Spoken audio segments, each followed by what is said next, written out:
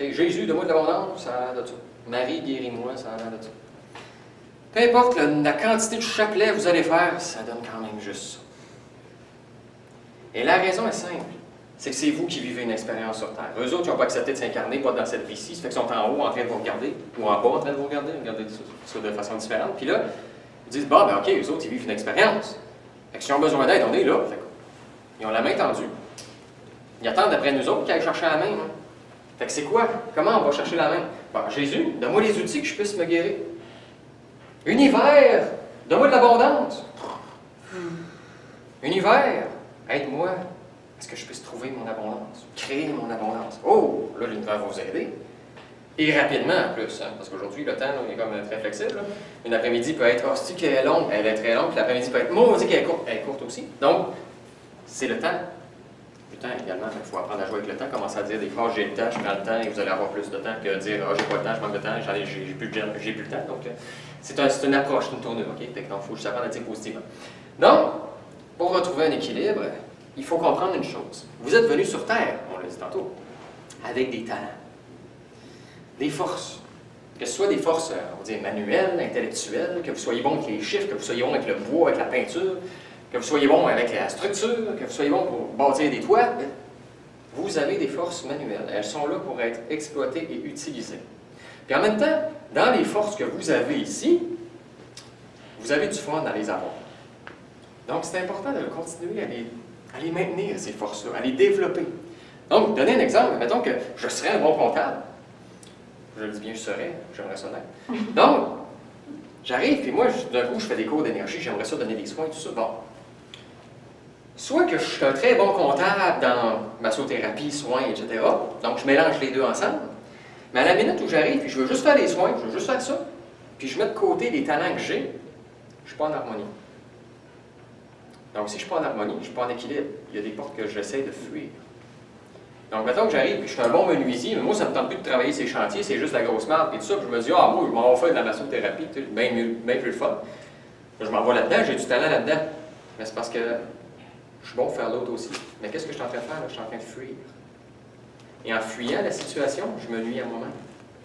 Je me nuis parce que de fuir quelque chose, qu'est-ce que je vais faire? Pensez-vous que ça va marcher, massothérapie, si moi je suis encore sur un chantier et que je veux fuir ça? Ça ne marchera pas parce que je ne suis pas en harmonie. Donc, c'est de trouver un équilibre entre les deux. Ça veut dire que, temporairement, ça peut arriver que j'aie besoin d'être en massothérapie et de continuer à faire l'autre job. Donc, ça ne veut pas dire qu'avec un chum, peut-être que vous êtes bien avec un chum, vous restez avec un, vous en trouvez un autre entre les deux. C'est quand même cette histoire. Il y en a qui... Peut-être que ça serait fort, en tout cas. Peut-être pas dans cette étape-là en termes de cadre. Mais au niveau d'un emploi, c'est une transition.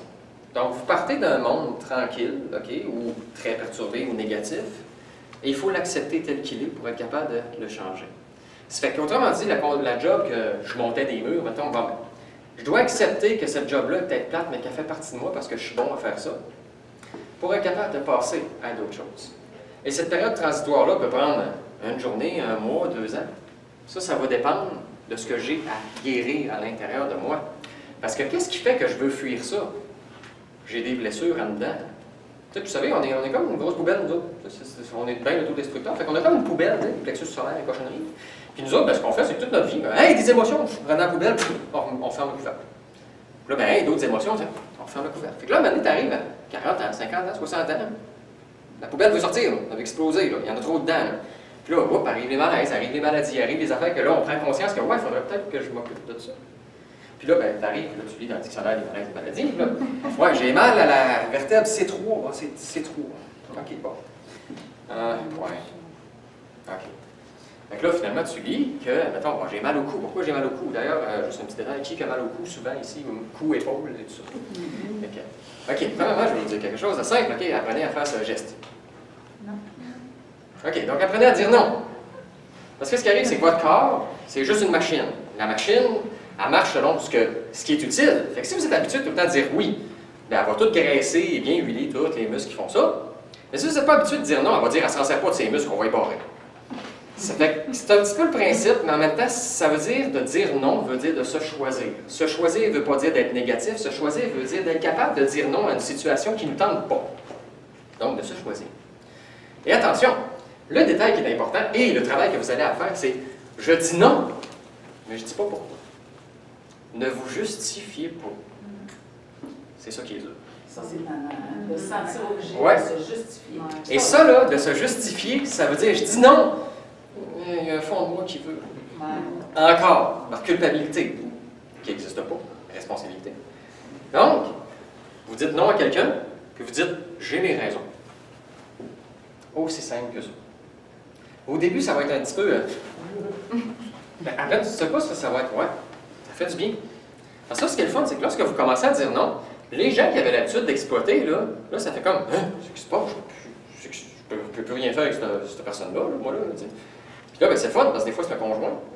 Conjoint, en tout cas, il peut s'éloigner, conjoint aussi, on s'entend. Et donc, s'éloigner ou se rapprocher, parce que si, dans un couple, il y a tout le temps souvent une victime et un sauveur, donc un sauveur et un sauvé. Et le défaut qu'il y a, c'est qu'il y a quelqu'un qui doit laisser de la place à quelqu'un pour qu'il apprenne. Et malheureusement, il y a quelqu'un qui n'est pas habitué de se faire laisser de la place, qui n'apprend pas. Ça fait qu'il y a comme un vide qui se crée entre les deux. C'est comme, on va te laisser de la place. Mais prends-la, hostie. Puis l'autre, c'est comme, laisse-moi de la place, hostie. Fait que là, c'est comme un combat qui se passe.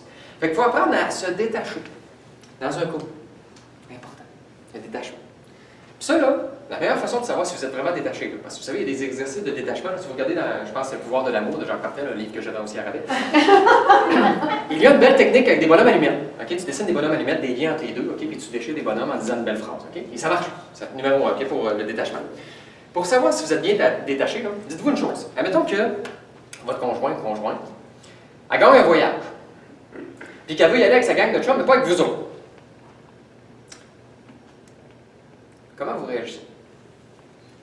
Si vous êtes prête à laisser l'autre aller, puis vous dire qu'elle va avoir du fun, puis ça va être le fun pour elle, puis tout ça, c'est que vous êtes détaché. Si ça vous fait quelque chose, vous êtes en tabarnak qu'elle ne vous a pas invité, vous êtes attaché. Parce que d'être détaché veut dire donner l'indépendance à l'autre, mais être en amour quand même avec la personne. Donc, c'est-à-dire d'être en union, libre d'une certaine façon, mais en fusion lorsque vous êtes ensemble. Une harmonie, un équilibre. Puis ça, là, avec le temps, vous allez découvrir que c'est les meilleures relations les plus durables. Tu sais, aujourd'hui, mettons, je regarde mes parents, bon, ça fait 35 ans qu'ils sont ensemble, sauf que si tu regardes ça, finalement, ils ont été ensemble à peu près 5 ans, puis 30 ans sans durer. Ça fait que ça donne un exemple quand même bon, parce que ça fait 13 ans que je suis avec ma blonde, mais on ne s'en dure pas tant que ça, mais quand même, quand tu regardes ça, tu te dis, c'était les anciennes relations, c'était, on ne s'exprime pas, puis on fait juste rester ensemble. Puis de temps en temps, il y a des beaux moments. C'est parce qu'une vie agréable et en équilibre de couple devrait être une harmonie équivalente. Donc, devrait être un bonheur de chaque côté. Donc, autant du côté masculin que féminin. Et si, mettons, le bonhomme, il dit, bon, si la bonne femme est contente, elle est heureuse, ça crée un couple heureux, il a raison, mais il s'oublie. Puis une femme qui va faire la même chose, bien, elle va oublier l'autre. Fait que ça nous amène un petit peu pouvoir de guérison, destruction. Un homme qui s'oublie, cancer de prostate. Vous en connaissez sûrement. Vous savez, les germaines, les problèmes dans un couple de germaines, ça amène que l'homme n'est pas capable de prendre sa place, là, il est émasculé, que ça crée cancer de prostate. Si vous lisez dans le dictionnaire des malaises et maladies, vous allez être en accord avec ça. Hey, on connaît plein de monde. Quand tu dis ça, là, on visualise plein de monde. Oui, j'espère que c'est pas votre conjoint, mais ça, c'est... pour une femme... Mon père, par exemple. Oui, absolument. Ben moi, mon beau-père est décédé, ma femme avait 1 an, mais il est décédé exactement par ça. Puis lui, ben, il a essayé de sauver ma belle-mère. Ma belle-mère, ben, c'était une calice. Fait que finalement, excusez, j'ai encore à l'accepter et à l'aimer. Et puis je vais l'accepter et l'aimer. Non, mais j'aime de plus en plus ma belle-mère, puis elle m'aime de plus en plus. Fait que c'est un contact aussi qu'on doit créer avec les gens pour être capable justement d'être en harmonie. Fait que si on arrive et on haït tout le temps quelqu'un, ben, on ne peut pas penser que la personne va finir par nous aimer. Fait que là, on va aimer quelqu'un tranquillement. Plus elle va nous aimer également. En plus, ben, c'est ça, elle peut le voir sur la caméra. OK, bien que je t'aime tellement. Mais c'est ça, c'est que ça amène dans un comportement où on comprend que les choses dans la vie ont une différence et ont une raison également.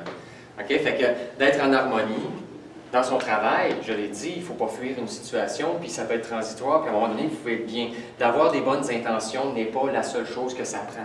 C'est important de le faire dans les bonnes intentions et de fermer les portes derrière nous, d'avoir confiance. Parce que qu'est-ce qui nous empêche en avant de notre gros problème?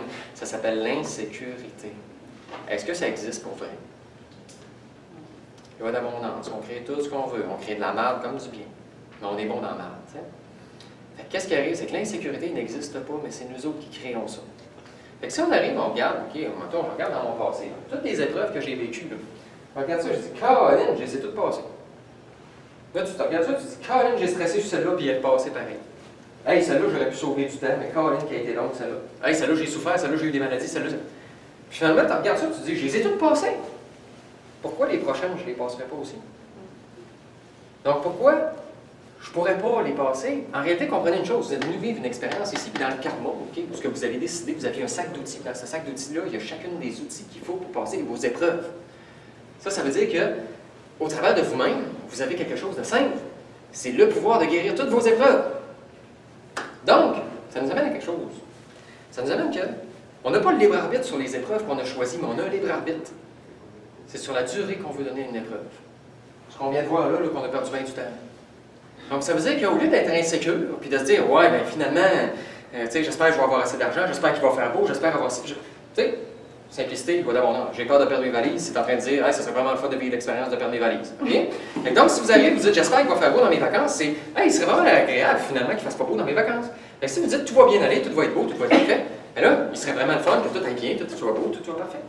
Et finalement, d'être positif, optimiste, c'est bon, le club des optimistes, mais c'est pas juste de créer, c'est d'arriver et de le manifester. De le manifester, t'arrives, tu le crées. Fait qu'au lieu d'être insécure, de créer ses peurs, soyez juste conscient que vous avez les outils afin d'affronter chacune des choses qui s'en viennent. Fait que l'avenir est que positif. Si vous faites juste vous dire ça, l'avenir est positif. Vous couchez là, puis vous êtes dans une épreuve, peu importe, l'avenir, c'est résolu. Je vais fouiller dans mon sac, là, on va trouver la bonne solution. Sinon, on va aller voir quelqu'un qui va fouiller dans mon sac et va me dire c'est quoi la solution. Quand on va voir un guérisseur, un soigneur, un masseur, n'importe qui est là pour nous aider, là, il nous aide juste à trouver notre problème avec la bonne outil qui est dans le sac. Okay? Fait que dans le fond, c'est nous autres qui se guérissent, c'est nous autres qui atteignent ça, ce potentiel-là, mais par l'extérieur. Il faut arrêter de remettre son pouvoir aux autres, il faut le remettre à nous-mêmes. Donc, ça nous amène justement dans un équilibre, une stabilité, où est-ce qu'on est capable d'avoir accès à notre propre potentiel. Et ça, ce potentiel-là, il est unique à chacun. Il y en a qui sont faits pour être des Céline Dion, il y en a qui vont être faits pour être monsieur tout le monde. Mais c'est parce que même monsieur tout le monde peut changer le monde. Il faut voir à quel point on a l'audace. Et c'est pour ça qu'un petit peu, tantôt, je parlais de masculin-féminin, donc les hommes et les femmes sont différents. Les hommes, vous allez voir, ont souvent plus d'audace qu'une femme. Et ça, c'est différent. Parce que l'homme, une fois qu'il a de l'audace, ça s'appelle de l'ego. Puis souvent, il est indétrônable, il n'a pas droit à d'autres vérités, c'est juste la sienne. Et la femme, elle avance. Mais là, remise en question. Ah, moi, je suis pas sûr, c'est ça. Ah, ok, on va avancer.